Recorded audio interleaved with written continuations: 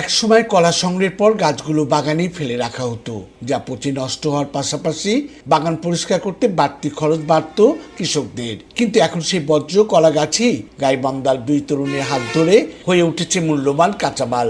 YouTube দেখে অনুপ্রাণিত হয়ে গাইবান্ধা সদরের সরকারপাড়ার আশিক ও শাওন নামের দুই যুবক শুরু করেছেন পরিবেশ বান্ধব সুতা তৈরির কারখানা।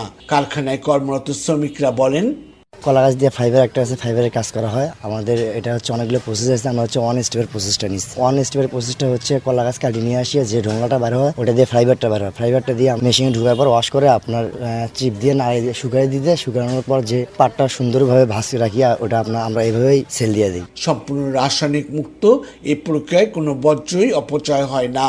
সুতা তৈরির পাশাপাশি আঁশ ছড়ানোর সময় বের হওয়া রস বিক্রি হচ্ছে সার ও সাবান তৈরির কারখানায়, আর অবশিষ্ট অংশ থেকে তৈরি হচ্ছে উন্নত মানের জৈব সার। উদ্যোক্তা আশিক ও শাওন জানান, কলা গাছ মানুষ কলা কেটে নেওয়ার পর ফেলে দিত, সেই গাছ থেকে একে তো মূল্যবান আঁশ পাচ্ছি আমরা, পাশাপাশি ফেলে দেওয়া জিনিস থেকে আমরা বাইরের টাকা কামাই করতেছি, পাশাপাশি মানে আমাদের বেকার যারা আছে তাদের একটা কর্মসংস্থান তৈরি হয়েছে। কলা গাছের যে ফাইবারটা বাইর হয় সুতাটা, এই সুতাটা আপনার যে প্রসেসিংটা আছে, প্রসেসিং এ 15 থেকে 16 জন জড়িত। আমাদের এলাকার মহিলারাও আছে, তারা চাচ্ছি যে জিনিসটাকে আরো একটু এগিয়ে নিয়ে যেতে। মানে আজকে 15-16 জন আছে, আরো জানি 15-20 জন আরো জানি কাজ করতে পারে। যদি আমাদের সরকারিভাবে যদি কোনো সহযোগিতা করে তাহলে আমরা জিনিসটা আরো প্রসার ঘটাতে পারবো। অন্যান্য কাজে ব্যবহারের পাশাপাশি পাটের বিকল্প হিসেবে এ ধরনের আঁশ ব্যবহার করা যেতে পারে বলে জানান জেলা বিসিক কর্মকর্তা।